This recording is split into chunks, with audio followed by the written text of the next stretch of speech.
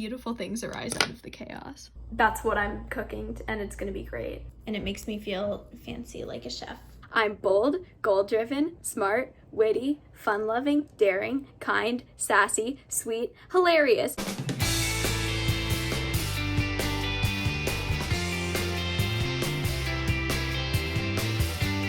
Hey guys, if you're new here, my name is Louisa, and today I'm going to be showing you things that you can do when you're bored. Some of them are productive, some of them are creative, and just fun. So I hope that this video helps you cure your boredom. I'm here at my art station. It's like really messy, but that's how you know I do a lot of art here. I just have some like examples of little clay crafts that I've made because I thought they would be cute to have in the frame. Like I have this little bubblegum machine and like a donut. Some of these things are, I feel like it's pretty self-explanatory what they are. Like this is sushi. Yeah, I just love making tiny food out of clay. It's just very satisfying to me for some reason. So I already started a little project here. That's why there's already clay under my nails. That's just how it gets. What's interesting is I don't think I've ever made this food, and I have a massive collection of these little things. Like you don't even know. If you guys want to see more of that, I guess I can consider making a video of it. I'm gonna be selling some of my creations on my Etsy soon, which I'll link in the description. Just a lot of really cute things like little slices of cake that are earrings and stuff like that. I guess this could be like a 3D game of Pictionary where like I'm making something and I don't tell you what it is and you have to kind of guess during the process. Again, my art surface is very messy, and that is because art is messy. But beautiful things arise out of the chaos.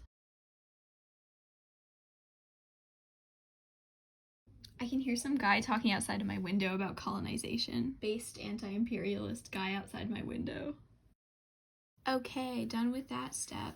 Okay, so I think that's a pretty good color for my purposes.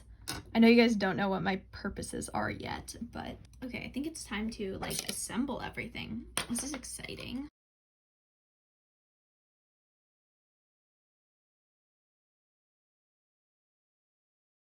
I feel like it's pretty evident now what this is supposed to be. That looks really cute.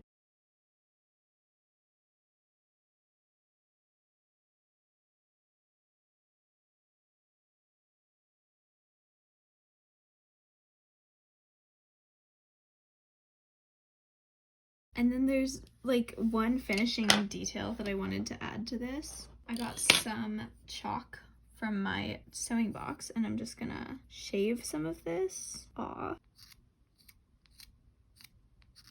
And just like that, we have some tiny pancakes with bananas, strawberries, whipped cream, maple syrup, and powdered sugar. Okay, that's cute. We're gonna bake it now in the oven, which is what I do with all of my creations to make them nice and durable.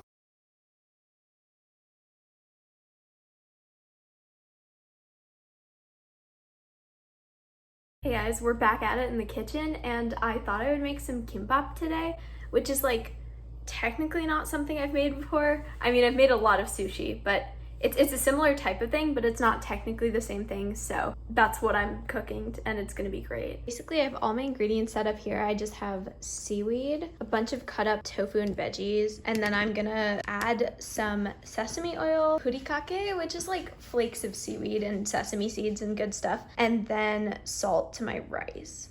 My dog's in the kitchen. Hi, buddy. Aw. Okay. This is like really nice salt. It's amazing salt, guys. It's like this interesting flaky texture, kind of like kosher salt, and it makes me feel fancy like a chef. Okay, it's time to roll.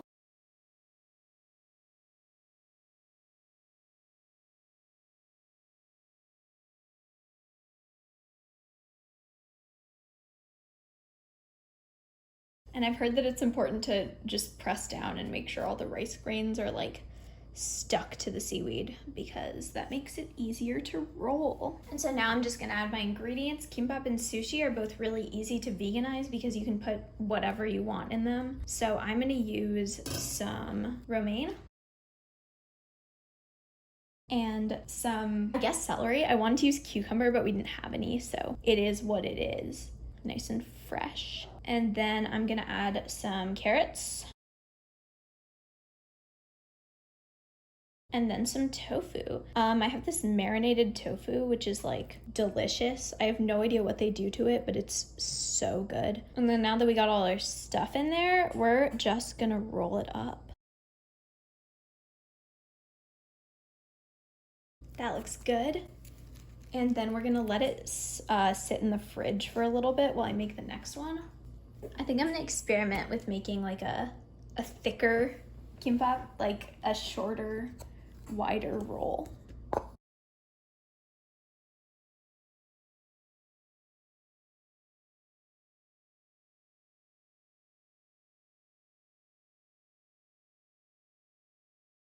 think that worked, turned out the way I wanted.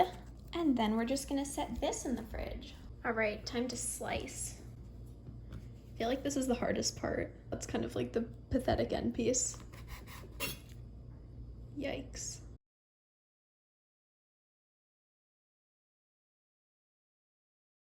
Here's what we got going on our plate. I'm just gonna give this a taste test, I guess. I made a dipping sauce, which is just soy sauce and coconut aminos, which is this weird, delicious sauce. Yep, that is amazing. Okay, lunch is ready. I'm just gonna slice up the rest and pack it in a container. I have a lot of very organized spaces in my house because I like organizing things, but there are a couple things that I've just been putting off for so long, and one of them is my junk drawer. So I guess I'm gonna do that. Okay, game plan. So I'm probably just gonna time lapse most of the organizing process because I think that'll be more fun than watching me sort through it in real time.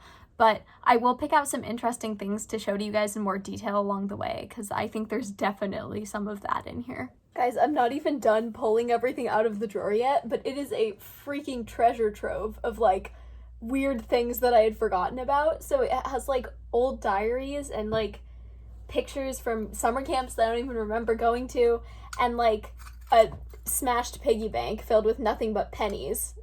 I don't even know why I had that. So yeah, it's gonna be a good time organizing this.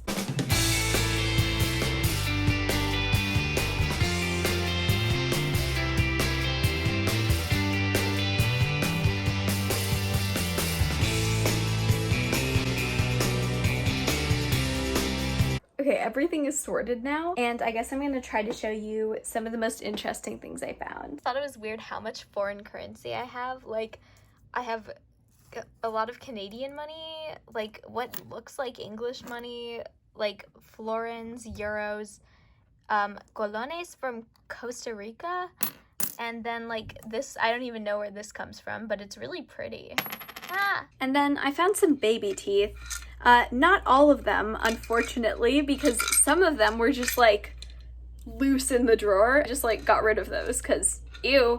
I don't know why people keep baby teeth. I might get rid of these. I don't know if my family wants them, but it just seems like a creepy thing to keep in my opinion. But like, I don't need like small pieces of my skeleton that have fallen off. Like, I don't know, if you got like a bone shave, like plastic surgery, you wouldn't keep the part of the bone that they shaved off. Like, it just doesn't make sense to me. But I don't know, maybe these have sentimental value to someone in my family. I'll see if they want them. I have my playbill for the Book of Mormon, which I saw on Broadway. That was so fun. I loved it. I didn't know what to expect at all going into it, because my parents didn't tell me it was like by the same people who created South Park and it was going to be really vulgar. So I thought it was just like, I was like, oh, this is going to be boring. I'm so sorry. I've already alienated so much of my audience. But basically it was absolutely hilarious, and I would actually love to hear some actual Mormons' thoughts on that show if they have seen it. I would be very intrigued to hear a Mormon perspective on the Book of Mormon. But yeah, the fact that they dropped like, you know, the most intense swear words that I know, like 10 minutes into the show, was just, it really sealed the deal for me. It was quite an experience. I recommend that you see the Book of Mormon if you get the chance. Even if you are Mormon, you should watch it and tell me what you think, because I'm interested to hear that. This is so cute. I used to make these little paper envelopes, like just with little stupid, completely pointless notes in them, and send them to people. Like, I guess this is what we did before texting. Like, we would physically send tiny notes, And it's just kind of cute. This one says, "You done with that robot thing you were making yesterday?" And then the person wrote, "I don't know where it is." I don't know why I was so curious about that robot thing that they were making, but I don't know, it must have been pretty cool. So this was on the back of one of my old diaries, and I thought I would just read it out to you. Because the diary is basically all about, like, people I had crushes on and stuff like that. And it's from when I was probably about 12. Yeah. So this is how I describe myself when I was 12.